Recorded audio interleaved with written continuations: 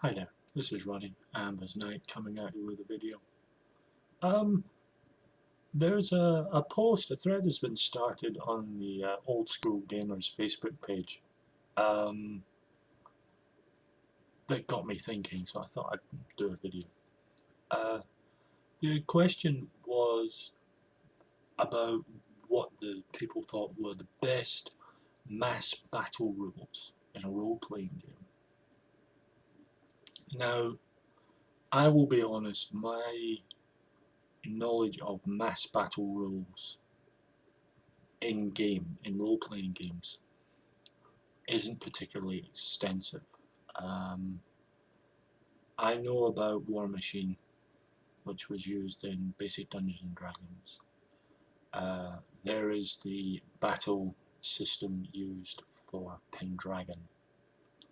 Uh, I think there's a mass battle system for Song of Ice and Fire, but I haven't had a proper look through that.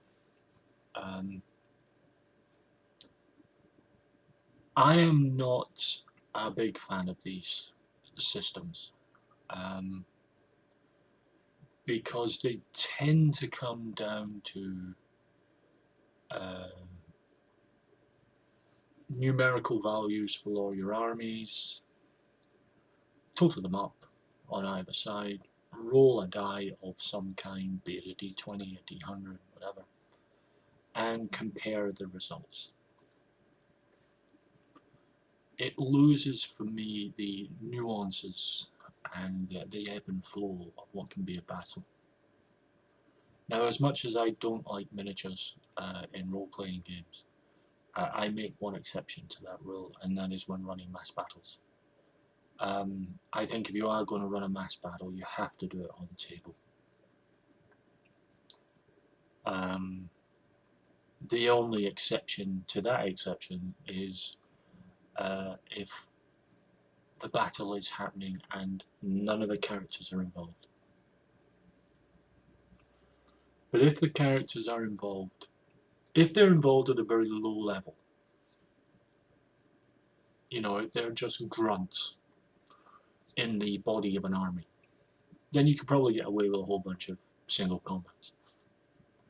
But if they are leaders and generals of an army, you've got to put it on the table.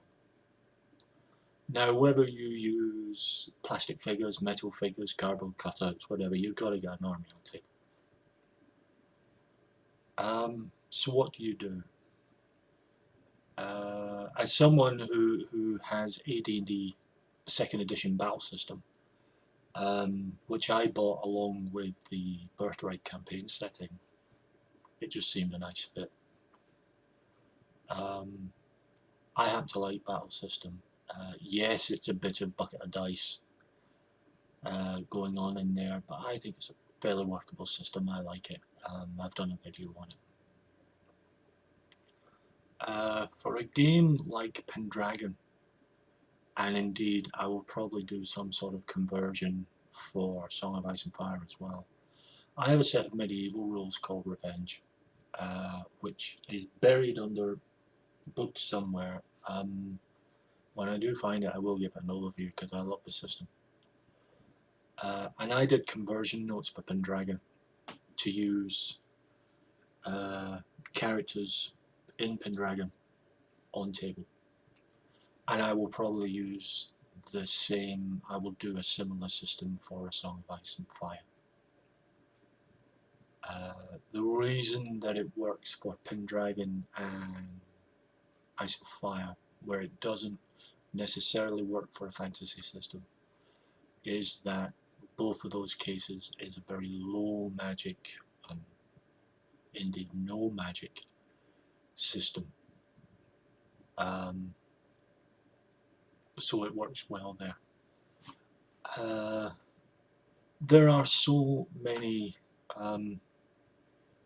fantasy, skirmish and mass battle games, same with science fiction, same with all kinds of periods.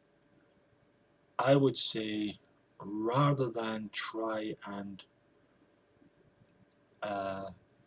role play it or use some abstract form such as War Machine, in D&D.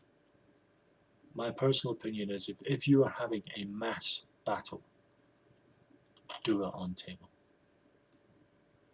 A little skirmish, that's different. But a mass battle has to be done on a certain table. It has to be visualized, because there are so many factors involved.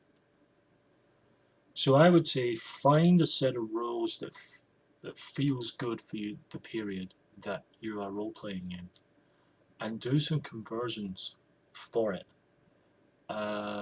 Do some additions. For example, with Revenge, what I essentially did was the battle score, when using Pendragon. The battle score became a pool of points that could be used to augment certain roles and decisions that you made as a character in the war game, and that gave you some extra points to play with, to augment attack scores and morale checks and so on. I never got a chance to use it, but I will, because I love the idea of it. But that's one way to do it. There's always a way to do it. It takes a little work, but I think it's worth it. I genuinely do. So I'd love to hear your guys' opinions. Do you prefer, when it comes to simulating mass battles, not skirmishes, but mass battles on table, do you like to do it in an abstract form, or do you like to get it on table? Love to hear your thoughts.